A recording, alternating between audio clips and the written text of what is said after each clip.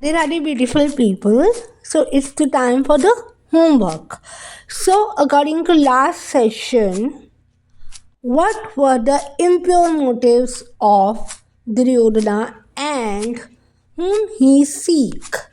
So give your answers, give your views in the comment box, and I will pin those answers which are really good, and and I will give them recognition in a beautiful way. So let's start further.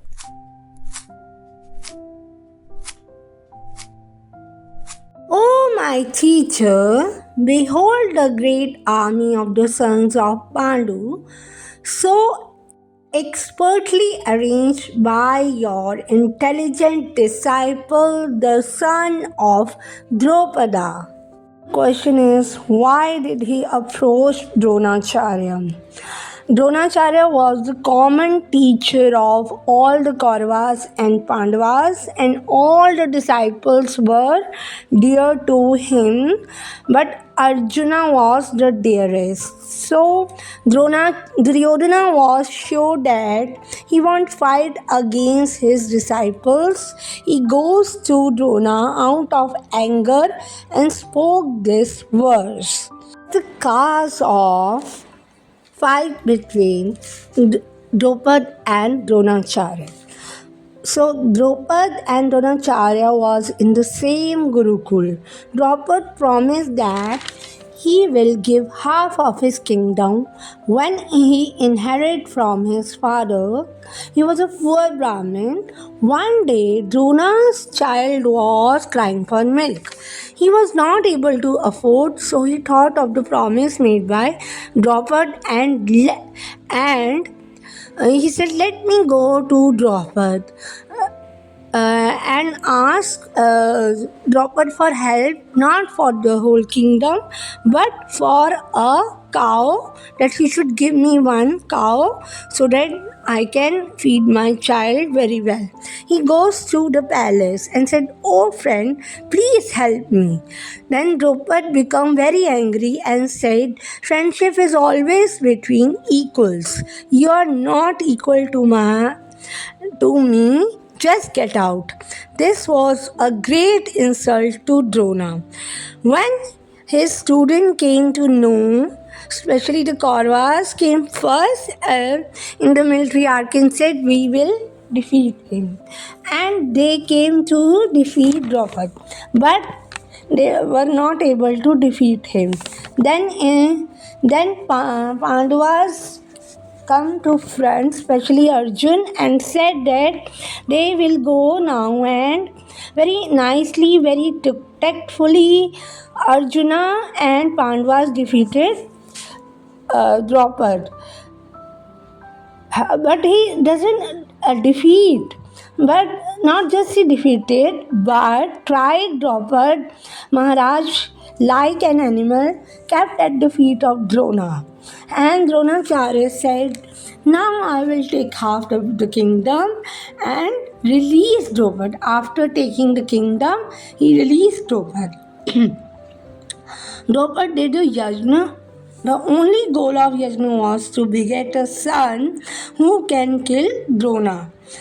In that yajna, two personalities came out. One son, Drishtadyuman, and a daughter, Draupadi, which was married to Arjuna.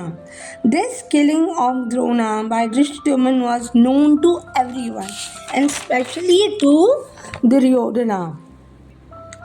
So up now, person is not focusing on resent but on duty. This is the analogy of a Brahman, a pure Brahman. Sant does not behold race for distributing the courtyard of anyone, including even a theft. Similarly, Brahman does not differentiate any one of his student. So this is the glory of our Vedic culture. Duryodhana, a great diplomat, wanted to point out the defects of Dronacharya, the great Brahman commander in chief. Dronacharya had some political quarrel with King Drupada, the father of Draupadi, who was Arjun's wife. As a result of this quarrel, Drupada performed a great sacrifice by which he received the benediction of having a son who would be able to kill Dronacharya. Dronacharya knew this perfectly well, and yet, as a liberal Brahmana, he did not hesitate to impart all his military secrets when the son of Drupada, Drishtadyumna, was entrusted to him for military education. Now, on the battlefield of Kurukshetra, Drishtadyumna took the side of Pandavas, and it was he who arranged for their military phalanx after having learned the art from Dronacharya. Duryodhana pointed out this mistake of Dronacharya's so that he might be alert and uncompromising in the fighting.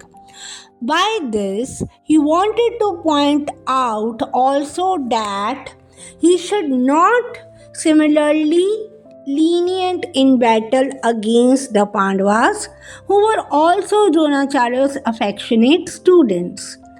Arjuna, especially, was his most affectionate and brilliant student.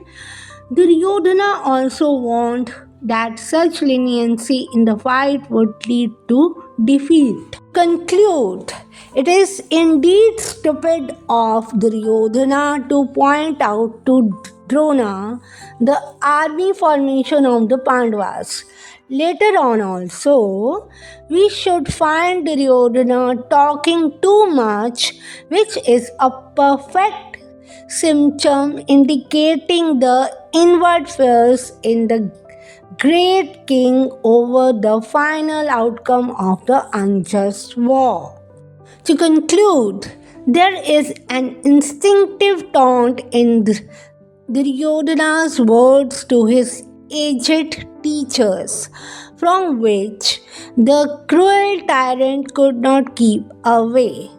At moments of his tension, and individual's words give clear indications of his essential mental nature.